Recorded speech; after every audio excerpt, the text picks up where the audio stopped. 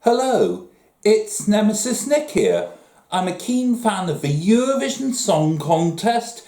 It's time to talk Eurovision. The Norwegian national final for the Eurovision Song Contest 2023 Melodi Grand Prix 2023 final took place last night. I watched the Norwegian MGP 2023 final live online from the UK yesterday evening. As you probably know, 9 finalist songs took part. By the way, yesterday afternoon I watched the preview videos of all 9 finalist songs in order of performance and the semi-final performances of all 9 finalist songs in performance order twice over, so I was already reasonably familiar with them by the time last night's final started. Based on last night's MGP final performances alone, here is my ranking of all 9 songs in my Eurovision scoreboard. Bear with me a moment.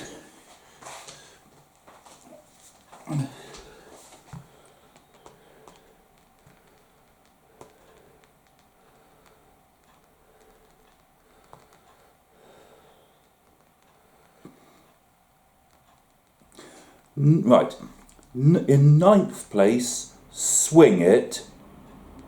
8th, Umami Tsunami. 7th, Atle Pettersen. 6th, Eileen Thorpe. 5th, Skrillex. 4th, Elsie Bay. 3rd, Ulrika. 2nd, Jon. And 1 Alessandra. So that's my ranking in my Eurovision scoreboard. By the way, I can't speak Norwegian, so please excuse me if I mispronounce any Norwegian song titles or artist names. Now for my points of view on the songs, again based solely on last night's MGP final performances. Song 1, Jon, Echo inni mig, a lively song with a powerful beat to start the lineup. I noticed some rap, and I've never liked rap, but thankfully its use in that particular song is minimal, and if anything complements the song. The last night's live performance featured good use of light beams and some amazing added on-screen images at times. Presumably, though, people in the audience wouldn't have been able to have seen those added images unless there happened to be screens at the sides of the stage for their viewing. A good choice of song to open last night's lineup, and furthermore it was sung in Norwegian. It was great to hear the native language last night. I thought this would have done really well, but this finished 6th with 40 points in the jury vote, 6th equal with 30 points in the public vote, and 5th with 70 points overall. Song 2, Eileen Thorpe, Not Meant to Be. A noticeable change of pace here. Not Meant to Be is what I would describe as a power ballad. Eileen has a beautiful voice and sang well, and Not Meant to Be is a likeable song. The snag is it's rather slow to start and takes until the first chorus to deliver any noticeable impact. As for the bridge, I think that part of the song could have been better. Overall an okay song, but I have my doubts as to whether or not this would have been memorable or competitive enough at the Eurovision Song Contest in May. This finished 5th with 42 points in the jury vote, last with 18 points in the public vote, and 6th with 60 points overall. Song 3, Skrillex, Love Again, another lively entry with a powerful beat. The lasers enhanced the song, but I'm mystified as to the significance of the disco balls at the back of the stage. Someone has described this song as a mix of Dana International and Verka Serdushka, and I would agree that this song and performance included elements of past Eurovision Song Contest entries from both those artists. The song also reminded me of DQ Drama Queen from Eurovision Song Contest 2007. The only snag is, have Europe, Australia and the rest of the world moved on from what worked back then, and could Love Again have been seen as dated and thus flopped at the Eurovision Song Contest 2023 in May? If this, as it happened, this finished just 8th with just 14 points from the international juries, 4th with 40 points in the public vote and 7th with 54 points overall. Song 4, Ulrika Brandstorp, honestly. Ulrika Brandstorp won MGP 2020 with attention and thus would have represented Norway at the Eurovision Song Contest 2020, but sadly the Eurovision Song Contest 2020 was cancelled due to the COVID-19 pandemic.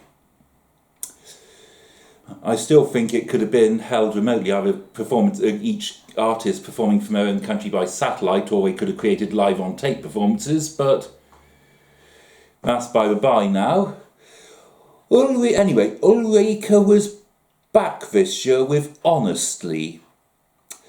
Ulrika has a beautiful and powerful voice, and Honestly is a very good ballad.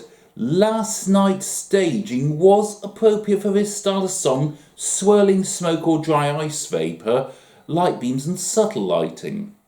All this added up to an excellent package, but I had my doubts as to whether or not this was last night's best act. I wondered if Ulrika would win last night on sympathy grounds to compensate for her missing out on her Eurovision appearance due to circumstances beyond her control and NRK's and EBU's control in 2020. Anyway, last night this finished 3rd with 60 points in the jury vote, 2nd with 78 points in the public vote and 2nd with 138 points overall. Song 5, Umami Tsunami Geronimo, a lively song performed by a group. It looked as though the members of a group would have been only just old enough to take part in the Eurovision Song Contest. This song contains too much rap for my liking, but it certainly works here. There was plenty of dancing and jumping around, which was an appropriate addition to last night's live performance. Although not really my taste in music, I saw this as likely to do well last night and a likely semi-final qualifier at Eurovision. Evidently that wasn't to be, because this ended up 7th with 19 points in the jury vote, 6th equal with 30 points in the public vote, and 9th last with 49 points overall. Song 6, Atle Pettersen, Masterpiece. Another change of pace, because Masterpiece is a ballad. Atle has a nice voice and he sang well. The opening verse is a bit dull, but the chorus gives some impact. As far as last night's performance goes, I liked the use of light or laser beams to enhance the chorus. Altogether, a pleasant ballad to relax to. I'd say this would be a perfect filler track for an album, but it's a sort of song that would almost be forgotten during the Eurovision Song Contest first semi-final on the 9th of May 2023. This was clearly a jury-friendly song, because this finished 2nd with 94 points for the international juries. Unsurprisingly though, this finished 8th, 2nd last with 28 points in the public vote. Despite that wide difference of opinion, this ended up 3rd with 122 points overall, which was higher than I expected. Song 7, Swing It, Prohibition. This swing song sounds like something from circa 1920s to 1940s and somewhat dated. At least the group members wore outfits from that era and the footlights looked appropriate for that era. I had my concerns about this going to the Eurovision Song Contest. Remember what happened to when Electro Velvet represented the UK with the electro swing song Still in Love With You in 2015? If this had won last night, I think Prohibition would have suffered a similar fate to Still in this year's Eurovision Song Contest in May. This finished 9th last in the jury vote. Amazingly, this finished third, albeit a somewhat distant third with 43 points in the public vote. Still, the high public placing did little to help as this ended up 8th, second last with 51 points overall last night. Song 8, Elsie Bay, Love You in a Dream. A ballad, and it's what I'd describe as a bouncy one.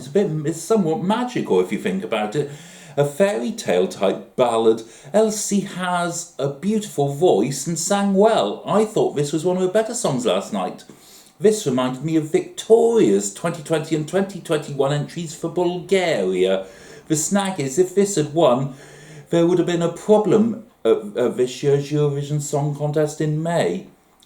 This is a song that could rely heavily on jury votes to qualify for the grand final, and this year the semi-finals are televoting only, and I think this would have struggled to get televotes.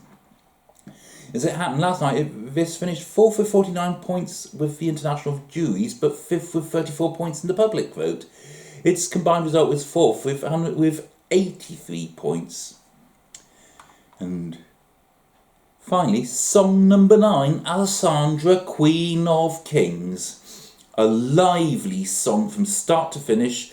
The chorus is powerful and highly memorable, and the beat is powerful. The lines, looking out, she calls, Lai la, la, li, ra, rai ra, who will conquer all, remind me of the lines, Zorti nuk mafal, borta be muara in Albania's 2021 Eurovision Song Contest entry. As far as last night's live performance went, the lightning effects enhanced this song. During the live performance, I saw Queen of Kings as one of the better songs in MGP final, and this ought to do well in MGP final and could be a strong contender at the Eurovision Song Contest in May. That's what I thought at the time. Having won the jury vote with 104 points, this also won the public vote with 129 points, and in turn an overall landslide win of 233 points. That's a 95-point lead over second place Ulrika Brandstorp. On the whole, an amazing national final. Congratulations to Alessandra for winning with Queen of Kings. She will now represent Norway at the Eurovision Song Contest 2023 in Liverpool in May. Norway is drawn to perform in the first half of the first semi-final on the 9th of May 2023. I won't be able to vote that evening as the United Kingdom doesn't vote that evening. It's difficult to predict whether or not Norway will qualify for the grand final at this stage when so few first semi-final entries have been chosen. But anyway, Queen of Kings is a lively, memorable song that could do very well with televoters. And remember, this year's Eurovision Song Contest semi-finals are 100% televoting. Yes, that's right. Jury results will only be used if a country is unable to provide a televote result for some unexpected reason. Good luck to Alessandra in the Eurovision Song Contest 2023 first semi-final and in the grand final if she gets there. Commiserations to the other 8 artists that took part in MGP final last night. Obviously they won't now get to represent Norway at Eurovision, but nonetheless they all did very well to get to the MGP final. Do you think the right song won MGP 2023 final last night? If not, which song do you feel should have won and why? Let me know in the comments below. Also, if you like this video, remember to hit the like button, and if you're liking all my Eurovision videos, remember to subscribe to my channel. In the meantime, goodbye, daboch, au revoir, auf Wiedersehen, adios, arrivederci, do widzenia, do popatrzenia, hade.